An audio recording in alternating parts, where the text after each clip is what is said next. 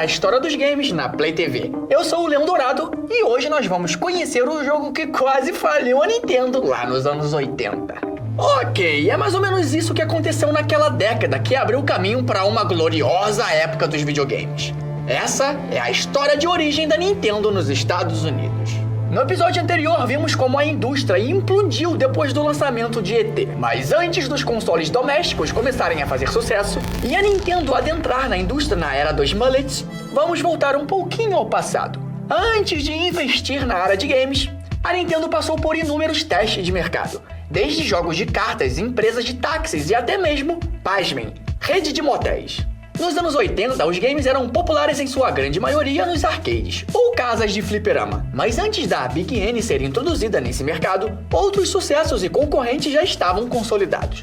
Desde o veterano Pong até Space Invaders e Pac-Man. Mas convenhamos, em um mundo com Space Invaders e outros jogos espaciais de peso, ficou difícil competir. Mas sabíamos que a Nintendo ficou conhecida por suas inovações. Então o nome conhecido fez a diferença na empresa e talvez na indústria inteira. É claro que estou falando de Shigeru Miyamoto. Nos bastidores, além do Famicom estar em desenvolvimento, outros jogos também estavam sendo preparados e um deles foi esse aí, inspirado na série do Popeye.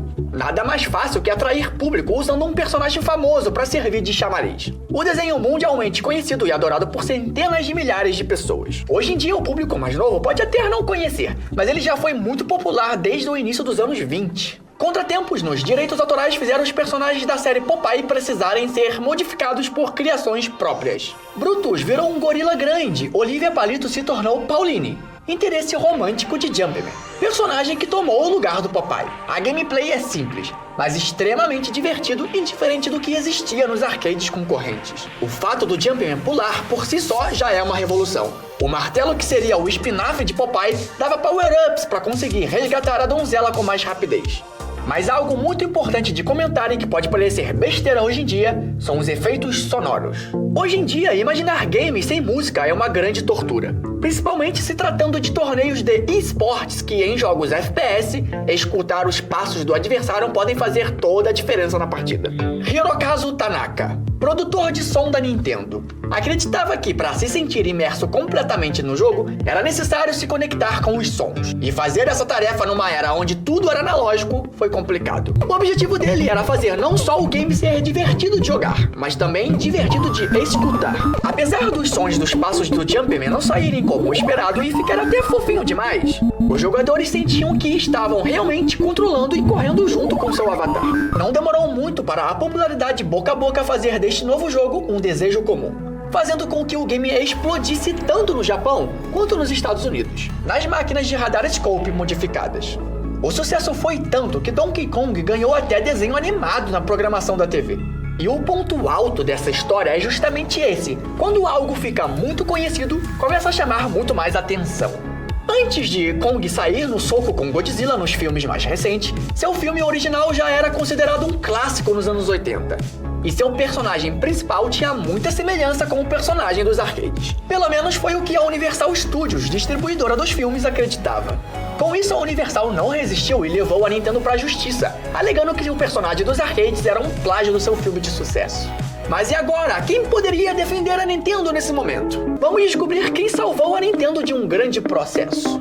Não estamos falando do Chapolin Colorado, e sim de Kirby. Não esse aí. E sim, John Kirby, um advogado que teria a missão de reverter as acusações impostas pela Universal e salvar a Nintendo da América da temível falência.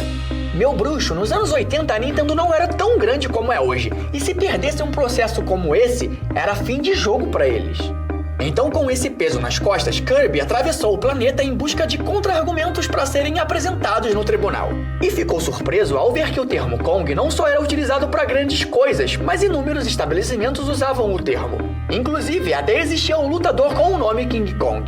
A verdade, galera, era que a Universal deveria saber que esse processo era injusto e não os levaria à vitória. Pelo menos não com esses argumentos apresentados.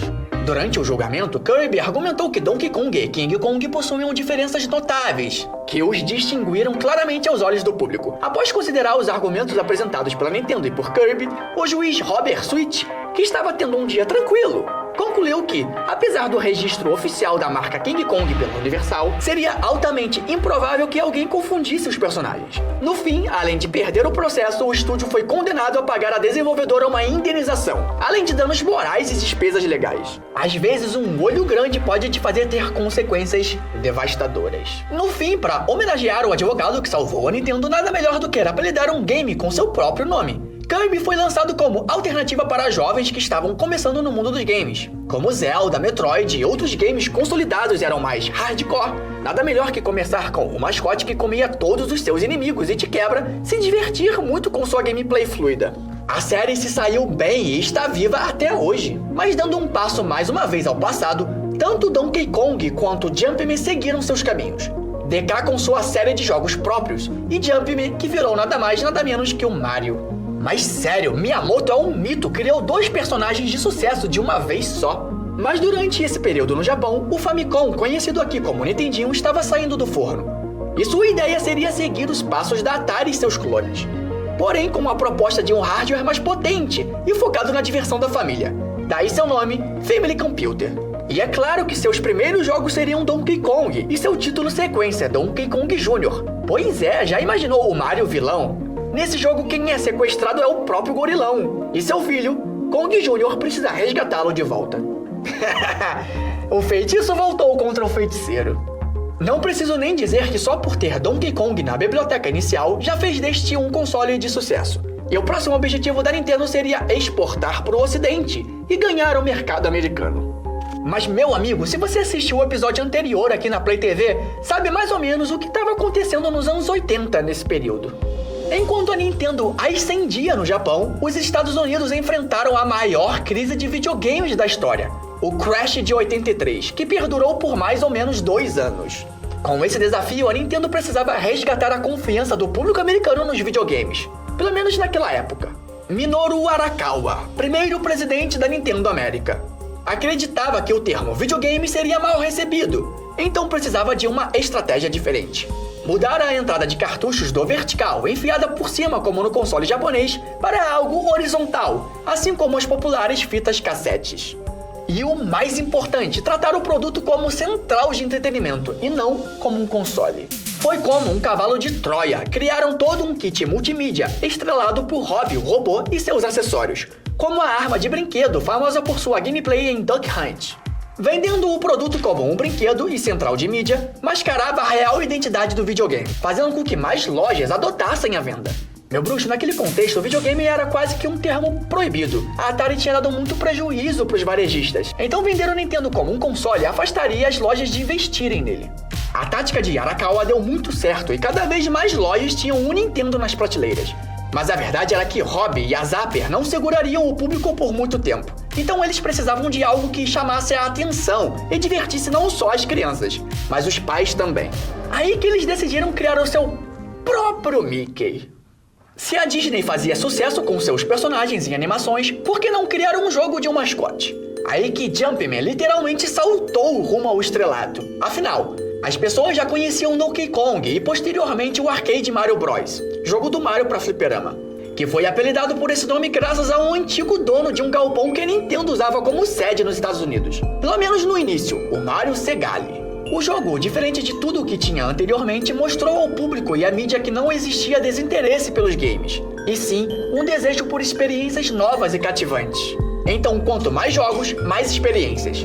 Bem, na teoria sim. Mas como fazer com que o público esteja sempre jogando diferentes jogos? A resposta parece óbvia: zerando os games. Na prática, se um jogo foi detonado, a criança vai precisar pedir pro papai ou a mamãe por um jogo novo. Ou até mesmo o adulto querendo se divertir com novas experiências. Sem mais nada para fazer no game atual, a solução é jogar uma nova aventura.